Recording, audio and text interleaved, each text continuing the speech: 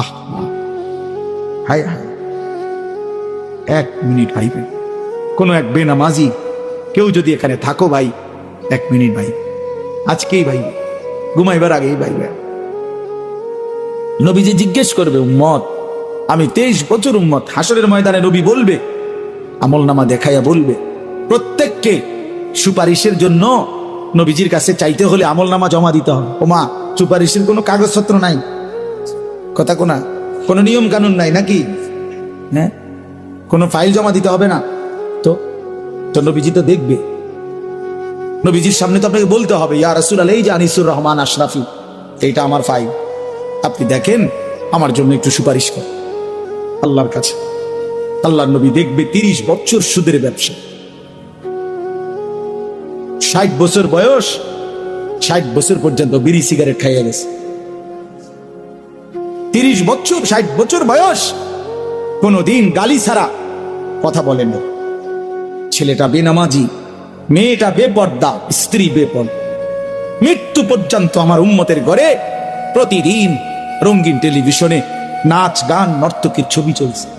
তার ছেলে মেয়ে নাতি নাতনি বসে নাচ গান নাটক সিনেমা দেখে গেছে। কোনদিন গালি ছাড়া কথা বলে না, হালাল রোজগার বলতে কিছু নাই। ফজরের নামাজ 1000 পৃষ্ঠা উল্টাইও, ফজরের নামাজ বলতে কিছু নাই। আল্লাহর কসম, আমরা উর্দু কিতাবে পড়ছি, নবীজি চোখের পানি ফেলে দিবে, নবী কাঁদবে, আল্লাহর নবী কাঁদবে, বলবে, উম্মত, আমি সেই নবী যে 23 বছর তোদের জন্য কেঁদেছিলাম, আমি সেই নবী যে পেটে ক্ষুধার কষ্টে 2টা পাথর বাঁধছিলাম, আমি সেই নবী তায়েফের রক্তে যে সমস্ত শরীর রক্তাক্ত করেছিলাম, উহুদের দান দান শহীদ করা রক্ত নিয়ে ময়দানে পড়েছিলাম বেহুশ হয়ে, আমার এত রক্ত, আমার এত চোখের পানি, আমার এত ক্ষুধার কষ্টের বিনিময়ে উম্মত এই আমলনামা, তুমি আমার এত বড় বেইজ্জতি কেমনে করলে? আমি কেমনে আমার আল্লাহর সামনে এটা দেখাবো যে আয় মাওলা, এটা শ্রেষ্ঠ নবীর শ্রেষ্ঠ উম্মতের আমলনামা? বলে, কোন বাপ যদি 8 বছর ছেলেটাকে ইউনিভার্সিটিতে পড়ায়, তো গরিব বাপ তার ছেলেটাকে মনে করেন ভিটা মাটি বসত সব বেচ্চা, নিজে না খাইয়া ছেলেটার 1 লাখ লাখ টাকা পড়ালেখার খরচ দিছে।